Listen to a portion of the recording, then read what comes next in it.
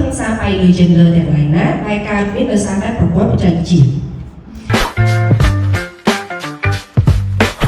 ច្រើនអញ្ចឹងទៅគេប្រើប្រាស់ OGTV online ជា best value មានន័យថាអំពើហិង្សាផ្អែកលើអំពើហិង្សាលើ gender តាមប្រព័ន្ធ online តែប្រព័ន្ធ online ហ្នឹងយើងដឹងហើយមានន័យថា Facebook TikTok LinkedIn អីហ្នឹងដែលយើងប្រើប្រាស់អីហ្នឹងណាប៉ុន្តែដល់ពេលក្រោយមកគេមើលឃើញថាទេអំពើហិង្សាផ្អែកលើ gender វាមិនមែនកើតឡើងតែលើប្រព័ន្ធ online ទេតែទៅជាមួយប្រព័ន្ធបច្ចេកវិទ្យាទាំងអស់ហ្នឹងប្រព័ន្ធបច្ចេកវិទ្យាឧទាហរណ៍អីចុះឧទាហរណ៍ថាឥឡូវយើងប្រើ smartphone នេះ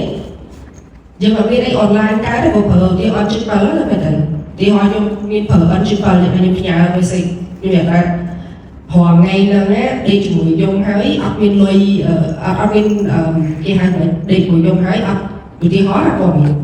អ្នកឯងរាល់ថ្ងៃដេកជាមួយខ្ញុំហើយខ្ញុំមានរូបភាពទាំងអស់បើសិនជាអត់ប្រមជាមួយខ្ញុំទេខ្ញុំនឹងផុសអត់ព័ត៌មានទាំងអស់ហ្នឹងឬក៏ខ្ញុំនឹងដើរនិយាយទេទូរស័ព្ទប្រាប់គេទៅតាម Facebook សួរថាអាហ្នឹងវាចេញមកពីទូរស័ព្ទទេពីទូរស័ព្ទអូនថានិយាយថាចិត្តដល់ចិត្តគាត់មានសេចក្ដីទៅអញ្ចឹងវាមិនមែននៅក្នុងគេហៅថាយើងឃើញនៅក្នុង platform នៃ Facebook ទេឬក៏ទូរស័ព្ទគាត់ទូរស័ព្ទទេឬក៏គាត់ទៅជួនកាលជាវត្តអេឡិចត្រូនិកមួយដែលគេដាក់រូបនោះឲ្យយើងមើលអាហ្នឹងមានតែអត់បានអនឡាញអញ្ចឹងគេមើលឃើញថាទេ